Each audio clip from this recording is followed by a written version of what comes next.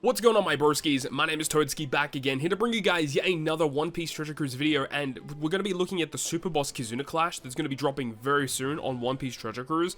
And, I mean, I've already talked about the 10-star difficulty. If you guys haven't seen it, go check out my latest video on my channel. But the Super Boss this time around seems very frustrating. I really think this is gonna be kind of an annoying piece of content, because it just seems like they're trying to restrict the amount of damage so hard on these Kizuna Clash super bosses that they've just added so many gimmicks on this quest that it's hard to actually inject those high damage characters like Gear 5 Nami, etc. They've made it really difficult to do that kind of thing this time around. So we'll talk about it. The teams I suggest here are not like the best teams ever. They get around the content. They do decent damage for sure, but there's going to be better teams that are going to be discovered as we progress throughout the Kizuna Clash period. I want to make videos for you guys when the Kizuna Clash comes out, talking about it, giving you guys different team comps, of course. So let's go ahead and jump into it, talking about the Kizuna Clash Super Boss. As I said, talked about the 10-star already. Go check it out on the channel, but we're here to talk about the Super Boss here today. So we're going to be starting things off with the first Super Boss, which is versus the Dex variation. In this Super Boss, fighters, strikers, driven, and powerhouse receive all of the special charge. I believe it's 10 turns of Super Swap is given to the characters as well, not 15 turns, but still, characters are going to be pretty much maxed, ready to go, which is a good thing. The team comp that you're seeing here is going to be using the new Blackbeard as the friend captain. The cool thing about this team, though, is that you don't have to have Blackbeard as the friend and Burgess as your own captain. You can switch and change. If you don't have Burgess, you can just use Burgess friend captain and your own Blackbeard. Again, this is not the only team that we're going to be talking about when Kizuna drops. This is the only team I have for you in this video, but when Kizuna drops, I'll likely have a couple of different teams for you guys for the Super Boss period. So in terms of what actually occurs here, you see here on Battle 2, there's going to be like a main enemy, and then there's going to be two Wano officials that surround that character as well. So there's a couple of like mini bosses, which is pretty annoying. There's 10 turns of bind for the captains, there's block slots, normal attacks only, 6 turns of rainbow shield, as well as 5 turns of attack down. Now, you can try and break through that, but if you don't, if you decide to just stall a turn, then the enemies will run away, but they do give you lots of bad stuff, like they give you 8 turns of despair, they remove your beneficial effects, giving you super block slots, they special reverse you. I believe it's actually like 5 turns of special reverse, but it hits you 2 times because there's 2 of those mob characters that do it to you. Very frustrating. But this team does get around the gimmicks on Battle 2. So what we do is we have the support of Lafitte attached to Jesus Burgess. As I said, if you switch your captains around and have Blackbeard instead, you can attach Lafitte to Blackbeard as well. It will work. So that will make it go down to 7 turns of bind with sockets, plus the support makes it go down to 5.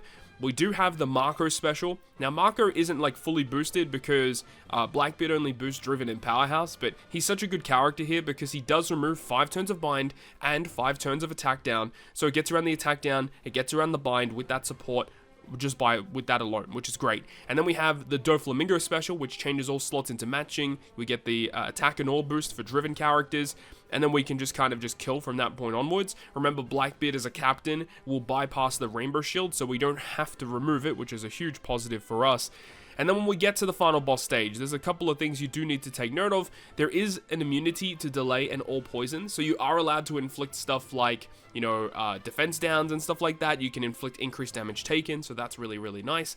The chain attack down is a bit different. Now, I actually highlighted on the screen here. It's 4.6 times or higher. So what you actually want to do is you want to be making sure that that chain multiplier stays below 4.6. So you don't want too much of a chain boost. So it's a pretty big nullifier in terms of the amount of damage you can get to, because if they're nerfing the amount of chain, that's really going to hurt you in the long run. They give you a full board of recovery slots as well, and then they also make it so that if you consume recovery or similar, you get dealt damage instead. The enemy becomes super dex, they have 6 turns of defense up, and they have a barrier for 30 hits, which is a lot, and then also an intimidate. So anytime you activate attack or all boost on the final stage, they remove 2 turns of it. So when you launch attack and all boost, you either want to carry buffs into the final room, or you want to use 3 turns of attack and all boosts on the final boss stage. There is a really weird interrupt though, where it says that if the enemy has their barrier removed, because it only lasts for 1 turn, if you somehow remove that barrier and then you perform some sort of action, the enemy removes beneficial effects, special reverses you, and that's just, you don't want that, right? So the way that this team works is when you use Blackbeard, you don't even have to remove the barrier because that's awesome. Jesus Burgess does remove the barrier with his captain ability when you tap with him, so that's kind of cool, I guess, but if you're using Blackbeard, it really doesn't matter. But on this final boss stage, you would use, ideally, the Blackbeard superclass to inflict the enemy with the Rainbow Shield, so that when you launch the Burgess special, you get his beneficial effects. But Blackbeard's superclass does remove the defense up on the opponent as well. It just works really well. Burgess gives you the full board of strength slots, 3 turns of attack, 3 turns of chain boost. The chain boost from Burgess will not exceed the chain attack down, which is a positive thing. Then you can use Blackbeard, which will give you the 3-turn orb boost, and then he buffs attack boost as well, inflicts the enemy with increased damage taken, bypassing immunity, even though you're able to do it anyway. It's dope that he's able to do that. And then, you know, the other characters on this team, they're just kind of like left field characters that I felt like are somewhat available. So we've got like free to play from Kizuna Rebecca. She isn't that great, but she does inflict your crew with threshold damage reduction, and that's important because Blackbeard as a captain will change that to become a conditional boost against characters inflicted with increased damage taken. Literally the only reason why she's here. Also, she's a striker character, so we have like fighter, shooter, slasher, and striker on the crew. And then Montdor is a shooter character that I found that was a color affinity booster that just kind of worked with the team. So we're going to have attack, orb, chain, affinity, conditional boost, increased damage taken on the opponent. Pretty good damage overall, I feel. It'll be okay. It's not going to be the best team ever because it's not like super optimal by any means, but it gets around the gimmicks. It does okay damage for sure. Just what I was thinking about. But this is going to be a pretty tough super boss to do those, you know, hundreds of billions, multiple hundreds of billions types of damage without massive investments on recently released characters. So moving on to the next fight, this one is a bit of a weird one too. So the versus strength boss is wanting you to use slashes, free spirits, driven, and cerebral characters receiving cooldowns. Now on battle 2, there's 2 turns of special reverse and then they lock your special turns. So you need to have some type of way to reverse your character's specials, either via captain effects or via special abilities. You can't just passively get cooldown when you move on to a new stage. Makes things very, very annoying. There is a full board of paralysis slots, 5 turns of special use limit, again, very frustrating debuff there. And then also, another frustrating component about the strength super boss, for 99 turns, you're not allowed to get an attack boost, a chain boost, or a base attack boost. So that's going to nerf your damage considerably. There are going to be interesting ways that people are going to try and get around this. Like, I know that some people may opt to try and use, like, Brook as their captain to die and then revive to remove that gimmick completely, and then potentially using a captain swapping unit.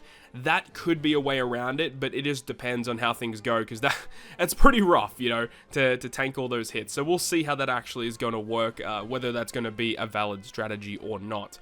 Now, the way that this team is getting around it, though, is with the friend captain of Cross Guild. That is important, and another important component is that ideally, Cross Guild is going to be Limit Break expanded. That is kind of important to get that extra turn of cooldown, so Cross Guild actually works as intended. If your Cross Guild friend captain is not Limit Break expanded, it's going to make things a lot more difficult for you, for sure. So as I said, we'd have Kinemon here. Kinemon's really good for this, actually, because he does do the special reverse for your slashes, but he also removes paralysis, which in turn changes the paralysis slots into matching. So Kinemon's a really good character for this quest. And then, as I said, Cross Guild is going to be a character you'd want to use on turn 1, the first turn of battle 2, so that it inflicts the target status. And then when you kill that stage, you're going to be able to get the EX Super of Cross Guild when you move into that final stage. You do see that when you actually kill the enemy on battle 2, you're given 150,000 damage. Now, I'm not 100% certain if this team is going to be able to tank that. Cross Guild have 20% damage reduction in their captain. If you have the damage reduction from your sockets and Cross Guild, that already reduces it to 100,000. So Cross Guild also have an HP boost. Depending on what kind of units you use in terms of the HP boost that it provides to your crew, you may be able to just tank it naturally. Because you do see that if you activate an effect that gives you threshold or gives you damage reduction, the enemy reduces the effect of it. Now, we don't know how much of an effect that they reduce it by, but it does mention that it will have the ability of like negating the effect of it, so you have to basically just tank it naturally with lots of health and damage reduction through captain abilities. Don't know if that's going to work, but I assume that if you have a support that, you know, gives you damage reduction or threshold, that will work because the enemy cannot interrupt support effects. So I assume that will work just fine. Now, if you decide to just not do anything and just pass the turn, the enemy still gives you lots of bad stuff. 7 turns to spare, 200,000 damage instead, super burn, chain lock. You pretty much don't want to stall 1 turn on this quest. I think if you get despaired and then you take the hit, I don't think Brook actually revives you. I'm not 100% sure on the nuances of Brook and his captain effect and how that works in terms of revival, but it's just something to take note of because it could be pretty harsh. Now, when we move into the final stage of the strength boss, there's actually 2 enemies. So there's Zora and Sanji is the main boss, but there's also a Tony Chopper. It does mention that Chopper does only have 1 HP, so that's interesting. Now, the enemy will give you 7 turns of despair upon entering. So if you're using cross guild, they remove that effect completely and they reduce cooldown by 2 turns for the top row. So cross guild feel like they're just kind of built for this. And then there's also enemy super type. There's lock target for 5 turns, which I assume you have to probably target Zoro Sanji, leaving Chopper by himself, or vice versa. There is 6 turns of defense up, which cross guild can remove with their special. We'll talk about the special order in just a moment.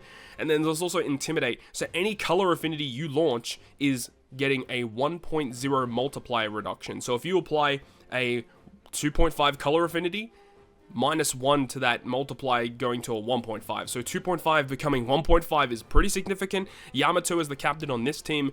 I believe it's a 2.75 color affinity, goes down to 1.75, so it's a pretty big nerf to your damage. Being able to like not have a big color affinity boost and then also not able to launch attack boosts, chain boosts, base attack boosts, you're losing out on so much damage in this quest. And then the enemy does have an interrupt, so if you remove their defense up, then they will inflict 6 turns of damage reduction. So there's just like another defensive effect you have to get around. And then when Chopper is killed, it doesn't really mention if it's Chopper, but it says that when one of the enemies is defeated, then 5 turns of threshold is applied, and then enrage is also applied. I assume it's when Chopper dies, then 5 turns of threshold is given, because Chopper does only have 1 HP. Would make sense if the super boss dies and then gives Chopper 5 turns of threshold, you know what I mean? But the way that this team would actually work is that when you first enter the stage, you'd use Cross Guild, which would be their second activation, as you use the first activation on stage 2. The second activation gives you Orb Boost, removes the enemy defense up, and it does 1 million damage through everything, so it will kill the Chopper. Chopper gives the enemy's threshold. The defense up removal on the enemy means that they're going to apply the damage reduction, so they're going to have damage reduction, they're going to have threshold, which is annoying. Now, another thing is that Denjiro on this team, he does give -2 cooldown to the crew, so it enables Cross Guild to be ready again, and he removes 5 turns of threshold, so he works perfectly with the team, so that works out. And then Cross Guild special again does the chain boundary and also gives resistance down to the opponent. You then use the Yamato, removing the rainbow shield, giving you color affinity, and inflicts the enemy with increased damage taken through immunity. Then it allows you to use Kaido to get a full border matching slot, and because the enemy is inflicted with increased damage taken, Kaido gives you an increased damage taken conditional boost. And then Jack on the team, the only reason why Jack is here is because he does have the potential ability of special use limit. However, the fact that the special use limit only lasts for 5 turns, I believe by the time you enter this final stage, it's going to be removed anyway, because Cross Guild have the ability to remove 3 turns of it at level 5. So potentially Jack is not even needed here. You just replace Jack with another quick slasher unit that does a lot of damage. You could potentially use Roger Odin, for example. I don't know. There's a couple of different options you have for that, but yeah, I'm not too sure. We'll see how things go, but the fact that you're not allowed to launch attack boosts, base attack boosts, or chain boosts severely nerfs the damage on this fight. But that's pretty much it, guys. That's just a quick rundown to give you guys a bit of info, a bit of prep for the upcoming Super Boss Kizuna Clash. Hopefully you enjoyed it, and hopefully it gives you a bit of a rundown in terms of things you can think about. If you have some of these newly released characters, Blackbeard, Burgess, Cross Guild, it's going to make these super bosses a bit easier to deal with, but it is up to you at the end of the day. As I said, when the official content does drop, I'll likely bring you guys a couple different videos in regards to what you can do to get around some of these super boss gimmicks, because it's going to be a tough one. Hope you enjoyed the video. If you did, make sure to leave a like, and if you want to stay up to date with all the content that I post on my channel, including more One Piece Treasure Cruise content, make sure to hit the subscribe button down below. On that, guys, I'll see you guys within the next video.